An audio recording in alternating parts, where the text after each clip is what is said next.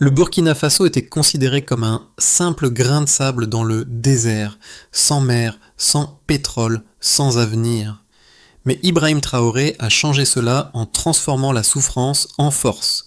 Ce qui semblait être une nation oubliée, sans espoir, a vu une étincelle de renaissance sous ses pas. Chaque projet, chaque décision, chaque acte est devenu une déclaration de dignité et de souveraineté. Ibrahim Traoré n'a pas simplement rêvé d'un avenir, il l'a bâti, brique par brique. Ibrahim Traoré, un homme, un leader, une révolution. Ibrahim Traoré n'a pas fait de promesses vides, mais des engagements concrets. En 2022, il a pris la décision audacieuse de reconstruire un pays dévasté, d'offrir à son peuple une chance d'être indépendant.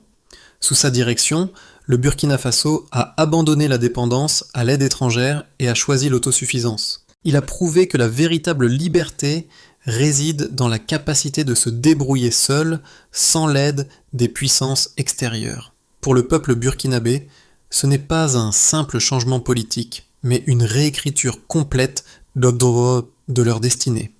Il ne s'agit pas de slogans, mais de réalisations mesurables, des routes construites, de l'électricité pour les villages, de l'eau pour l'agriculture.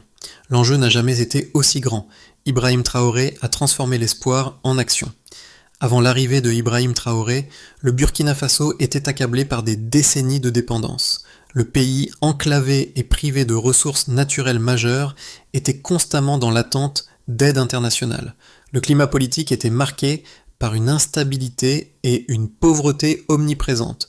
Le peuple burkinabé vivait dans l'ombre des promesses non tenues par les gouvernements précédents. Cependant, avec l'arrivée de Traoré au pouvoir, une vision radicalement nouvelle a émergé. En seulement 3 ans, il a réussi à initier 10 grands projets nationaux, un exploit incroyable dans un pays qui semblait être une terre de désespoir. Sa méthode était claire, ne pas attendre que les autres agissent, mais prendre des mesures concrètes. Chaque projet qu'il a mis en place a été pensé pour renforcer les autres, créant ainsi un cercle vertueux de développement. Par exemple, la Red Gold Factory a non seulement créé des emplois, mais a aussi permis au Burkina Faso de transformer ses ressources agricoles localement plutôt que d'importer des produits finis. De même, la route Bobo-Abidjan, qui relie le pays à la Côte d'Ivoire, est un exemple frappant de cette stratégie. Ce projet a amélioré les échanges commerciaux, contribuant directement à la croissance économique du pays. Le peuple burkinabé a rapidement pris conscience que le changement ne se ferait pas par des mots, mais par des actes. L'électricité, l'eau, les infrastructures de santé, tout a été redéfini pour mettre le pays sur la voie de l'autosuffisance. Ibrahim Traoré a donné au Burkina Faso non seulement un avenir, mais un modèle pour d'autres nations africaines. Le premier impact tangible de Ibrahim Traoré a été la transformation rapide de plusieurs secteurs clés. Lorsqu'il a lancé le projet Yelen, visant à fournir de l'électricité solaire aux villages isolés, il n'a pas seulement répondu à un besoin urgent, mais a également offert une solution durable. Le projet a électrifié plus de 150 villages, touchant près de 300 000 personnes, un véritable tournant pour les communautés rurales qui n'avaient jamais eu accès à une énergie fiable. En parallèle, le projet Ziga 2, un barrage de stockage d'eau, a permis d'améliorer l'accès à l'eau potable, touchant près de 70% des foyers au lieu de 42% auparavant. Le contraste avec le passé est frappant. Les habitants de régions reculées, qui se retrouvaient souvent à marcher des kilomètres pour chercher de l'eau, ont maintenant accès à une ressource vitale à proximité. Ce n'était pas un miracle, mais une stratégie rigoureuse qui mettait l'accent sur les besoins les plus pressants du pays. Les travailleurs locaux, comme Mariam de la Red Gold Factory, ont vu leur vie changer. Mariam, autrefois simple ouvrière, est devenue une entrepreneuse, fière de produire des produits locaux, de qualité, contribuant à l'économie nationale. Grâce à des initiatives comme celle-ci, Ibrahim Traoré a pu changer la perception de son peuple, de passif à actif, dans la reconstruction de leur pays. Ce n'est pas simplement un changement économique, mais une révolution sociale. L'histoire du Burkina Faso, sous la direction de Ibrahim Traoré, se divise en une série d'événements marquants, chacun ayant un impact immédiat sur la vie des citoyens. Lorsqu'il a pris ses fonctions en 2022, il savait que chaque instant comptait et que chaque décision devait être prise avec une précision militaire. Il a commencé par des projets d'infrastructure, car sans de solides fondations, il n'y a pas de futur. La Red Gold Factory est un exemple parfait de cette approche. Ce projet a non seulement créé plus de 150 emplois directs, mais il a également permis au Burkina Faso de commencer à transformer ses propres produits agricoles au lieu de dépendre des importations. Ce n'est pas simplement une usine, mais un symbole de l'indépendance retrouvée. Les tomates, autrefois un produit périssable laissé à pourrir sur le bord des routes, sont désormais transformées en sauce et envoyées vers d'autres pays sahéliens. Le modèle était clair, produire localement, consommer localement. Ce cycle vertueux a été accompagné par d'autres initiatives comme la construction de routes reliant les villages et les grandes villes, facilitant le commerce et l'accès aux services de base. La route Bobo-Dioulasso-Abidjan est un exemple de l'ambition de Traoré. Ce projet de 120 millions de dollars a non seulement renforcé les échanges économiques, mais a également symbolisé la volonté de sortir du cycle de dépendance vis-à-vis des infrastructures étrangères. Le pays a ainsi pris son destin en main. Cependant, la véritable clé de cette transformation était le barrage Ziga 2, qui a permis de stocker plus de 40 millions de mètres cubes d'eau, fournissant ainsi de l'eau potable à des centaines de milliers de personnes. Mais l'impact de Ibrahim Traoré ne s'arrête pas là. Il a également encouragé l'entrepreneuriat local en ouvrant des portes pour des financements locaux et des investissements dans des entreprises burkinabées. La Burken Bank, par exemple, a accordé plus de 15 000 microcrédits, aidant ainsi de nombreuses familles à créer des entreprises. Ce processus a non seulement créé de nouveaux emplois, mais a également renforcé la confiance dans le système financier national. En 3 ans, les actions de Ibrahim Traoré ont redéfini le paysage économique et social du Burkina Faso, mais il ne s'est pas arrêté là. Il savait que la vraie révolution ne se limitait pas à des chiffres, mais à l'impact humain de ses projets. Chaque infrastructure construite, chaque village électrifié, chaque emploi créé était un pas vers la souveraineté. Mais ce n'était qu'un début. Le voyage était loin d'être terminé. Sous la direction d'Ibrahim Traoré, les preuves concrètes de la transformation du Burkina Faso sont frappantes et mesurables. L'un des projets phares, le projet Yelen, a permis d'électrifier plus de 150 villages, touchant près de 300 000 habitants. Cela représente un bond significatif par rapport à la situation d'avant 2022, où moins de 15% des villages étaient électrifiés. Aujourd'hui, ce taux dépasse les 48%, ce qui signifie que des centaines de milliers de personnes qui auparavant vivaient dans l'obscurité ont désormais accès à l'électricité, une ressource essentielle qui transforme radicalement leur quotidien. Mais la lumière ne se limite pas seulement à l'aspect énergétique. Elle a été accompagnée d'un véritable changement économique et social. Le barrage Ziga 2, qui stocke plus de 40 millions de mètres cubes d'eau, a permis de doubler la couverture en eau potable, passant de 42% des foyers à près de 70%. Cela a directement contribué à une amélioration des conditions de vie, en particulier dans les zones rurales où l'eau était un luxe. Les projets de santé, soutenus par des infrastructures solaires, ont également été un facteur déterminant de ce progrès. De plus, le projet de Red Gold Factory, qui transforme 12 000 tonnes de tomates par an, a non seulement permis d'améliorer la production locale, mais aussi d'augmenter de 40% les revenus des producteurs agricoles. Ce projet a contribué à un doublement des recettes agricoles, tout en créant des milliers d'emplois stables. Parallèlement, la Burken Bank a ouvert 67 agences locales et accordé plus de 15 000 microcrédits. Ces actions ont permis de créer des entreprises locales tout en renforçant la stabilité économique du pays.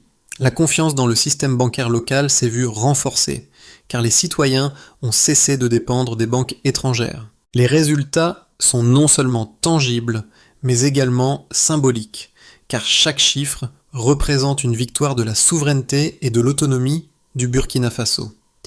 Mais peut-être le plus impressionnant dans cette transformation est l'indépendance croissante vis-à-vis de l'aide extérieure, avec une réduction de moitié de l'aide humanitaire depuis 2022.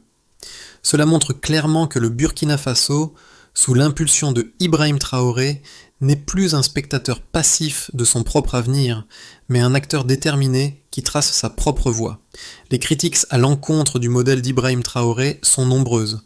Certains diplomates qualifient son approche d'isolement, affirmant qu'une nation ne peut pas survivre sans l'aide extérieure. Cependant, ces critiques oublient les résultats réels et mesurables que le pays a obtenus sous sa gouvernance. D'un autre côté, des partisans du modèle Traoré soulignent que cette indépendance n'est pas un retrait, mais une reconquête. Les chiffres ne mentent pas. Une croissance économique moyenne de 5 à 7% malgré l'isolement, un PIB qui a doublé grâce à la production locale, une banque nationale plus forte et une stabilité sociale plus affirmée. Le Burkina Faso est passé d'un pays dépendant de l'aide étrangère à un exemple d'autosuffisance et de souveraineté. L'argument de l'isolement tombe face à la réalité. La réduction de l'aide internationale n'a pas mené à une crise, mais à un renforcement de l'économie intérieure. La Red Gold Factory, par exemple, représente un tournant dans l'histoire du pays. Là où auparavant les tomates pourrissaient dans les champs, maintenant elles sont transformées en produits locaux, créant des emplois et stimulant l'économie. Si le pays a évité les pièges de la dépendance, c'est grâce à une vision claire et à une série de décisions stratégiques. En effet, la stratégie de Ibrahim Traoré repose sur la résilience interne. L'isolement, loin d'être une faiblesse, a permis au Burkina Faso de forger ses propres solutions, renforçant ainsi la discipline et la souveraineté. Les critiques qui considèrent cet isolement comme un échec ne tiennent pas compte de la réalité sur le terrain. Ce n'est pas l'isolement qui menace le pays, mais la dépendance. Traoré a mis fin à cette dépendance et a prouvé que la liberté économique et politique n'est pas un luxe, mais un choix que le Burkina Faso a fait. La souveraineté, comme le dit Ibrahim Traoré, ne se décrète pas, elle se construit. Ce qui était perçu comme un pari risqué est désormais une réussite indiscutable. En seulement 3 ans, Ibrahim Traoré a transformé le Burkina Faso d'une nation en proie à la pauvreté et à la dépendance à un modèle d'autosuffisance. Le pays est passé de 15% à plus de 48% d'électrification rurale et des projets comme Red Gold Factory ont donné naissance à une nouvelle économie locale. Ibrahim Traoré a prouvé que la dépendance ne doit pas être une fatalité. Il a démontré que l'Afrique, et particulièrement le Burkina Faso, peut se relever sans l'aide extérieure. Ce retournement est plus qu'un changement économique. C'est une transformation complète de la mentalité d'un peuple. Le modèle du Burkina Faso, axé sur l'autosuffisance, est désormais un exemple de gouvernance responsable et de souveraineté retrouvée. Les résultats sont là, concrets et mesurables, et ils envoient un message puissant à l'Afrique et au monde. Il est possible de reprendre le contrôle de son destin. Ce modèle est aujourd'hui suivi par d'autres nations africaines, en quête d'indépendance. Sous la gouvernance de Ibrahim Traoré, les effets pratiques de ces projets se manifestent à plusieurs niveaux, tant sur le plan économique que social. L'un des résultats soit les plus impressionnants a été l'amélioration de la qualité de vie des Burkinabés.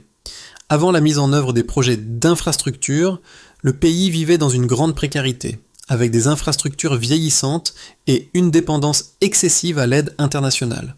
Cependant, grâce aux initiatives comme Yelen, qui a permis d'électrifier des centaines de villages, le Burkina Faso a réduit de manière significative sa dépendance énergétique. En effet, plus de 300 000 personnes bénéficient désormais de l'électricité, leur offrant des opportunités économiques auparavant inaccessibles.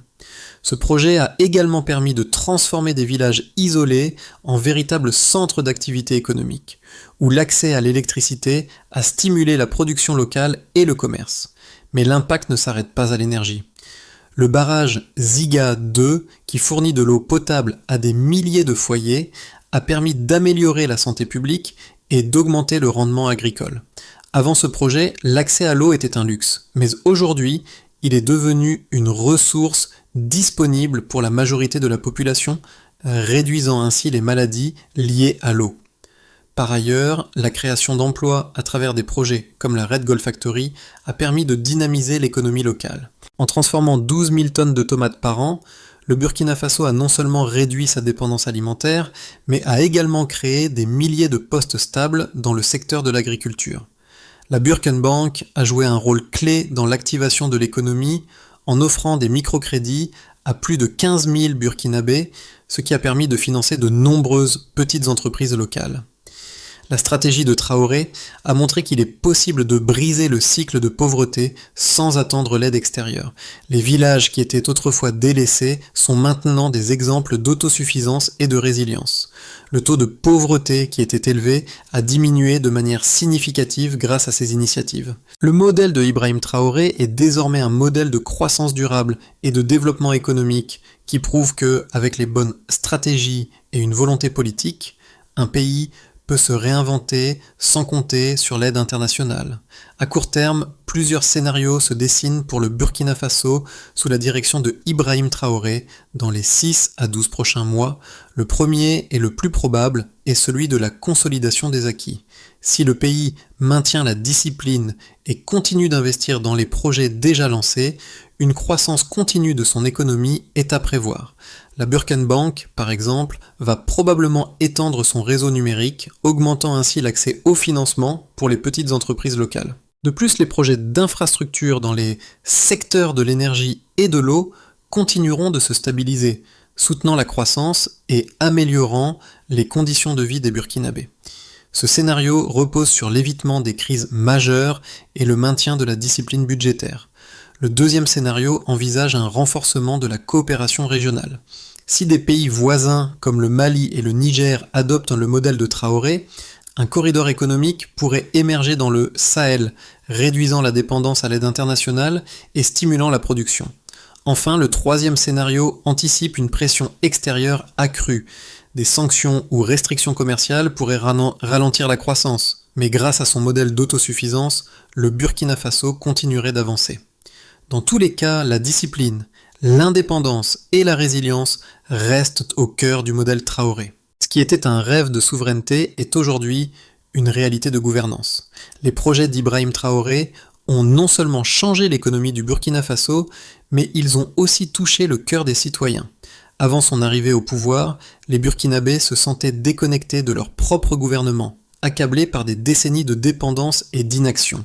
Mais aujourd'hui, grâce aux initiatives d'autosuffisance comme Red Gold Factory, Yellen et Ziga 2, ils voient les fruits de leur travail. Ce sont eux qui bénéficient directement des infrastructures construites avec leurs propres forces.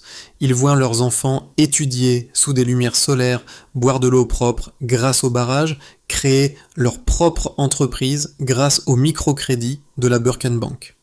Ces changements vont bien au-delà d'une simple amélioration de la qualité de vie. Ils sont un retour à la dignité. Pour la première fois, le peuple burkinabé ne dépend plus d'une aide extérieure ou de promesses non tenues, mais d'actions concrètes. Ibrahim Traoré leur a donné le pouvoir de transformer leur pays. L'impact est immense. Ce n'est plus une question de développement économique, mais un changement profond dans la manière dont chaque citoyen perçoit son rôle. Ils ne sont plus des spectateurs passifs de leur histoire, mais des acteurs actifs de la reconstruction de leur nation. La souveraineté, telle que défendue par Traoré, est désormais une réalité vécue au quotidien. Le chemin proposé par Ibrahim Traoré pour l'avenir du Burkina Faso repose sur des principes simples mais puissants. D'abord, la priorité absolue est donnée aux besoins vitaux. Énergie, eau, santé, éducation, finances.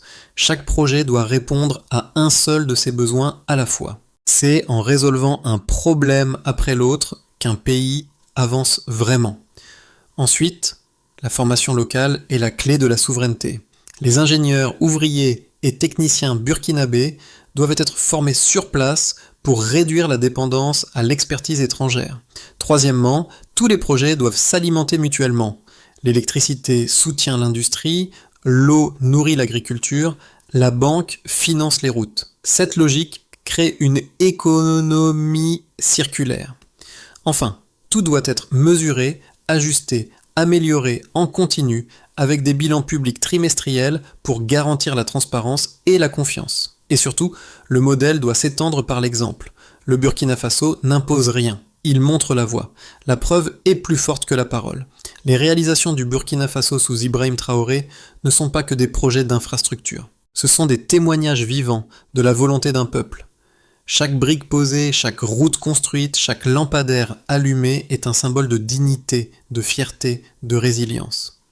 Ibrahim Traoré a redonné aux Burkinabés la chose la plus précieuse, leur foi en eux-mêmes. Ce n'est plus un pays qui attend des miracles venus d'ailleurs, mais un pays qui les crée de ses propres mains. Comme Mariam, l'ouvrière de la Red Gold Factory, qui pressait autrefois des tomates pourries sur le bord des routes, les Burkinabés ont appris à transformer leur destin. Dans les rues de Ouagadougou, de Bobo-Dioulasso et partout ailleurs, le peuple ne regarde plus. Il agit. L'histoire du Burkina Faso n'est plus un murmure perdu dans le sable, c'est un chant de solidarité et de renaissance. Et dans ce renouveau, chaque citoyen, chaque famille, chaque communauté écrit une nouvelle page. L'héritage de Ibrahim Traoré sera celui d'un peuple uni par un seul objectif, ne plus jamais vivre à genoux. Le Burkina Faso, sous la direction d'Ibrahim Traoré, est désormais un symbole de transformation. Ce pays autrefois dépendant est aujourd'hui une source d'inspiration pour toute l'Afrique. À travers ses projets, ce Traoré a prouvé que l'autosuffisance n'est pas un rêve, mais une nécessité. Cette réussite va bien au-delà d'une victoire économique. Elle incarne un nouveau modèle de gouvernance. Discipline, transparence, responsabilité partagée. Mais cette révolution ne s'arrête pas là. Le Burkina Faso ne veut pas rester un cas isolé. Il invite les autres nations africaines à suivre cet exemple, à croire qu'avec de la volonté et de l'engagement, il est possible de se relever et de prendre son destin en main. Le monde peut regarder, il peut s'inspirer, surtout, il peut apprendre. Pour tous ceux qui croient en l'avenir de l'Afrique, il est temps de se lever et de participer à cette grande œuvre. L'histoire du Burkina Faso est encore en cours. Ibrahim Traoré ne cherche pas des suiveurs, il cherche des témoins, des acteurs du changement. Êtes-vous prêts à rejoindre cette révolution pacifique, à croire, à agir, à changer ?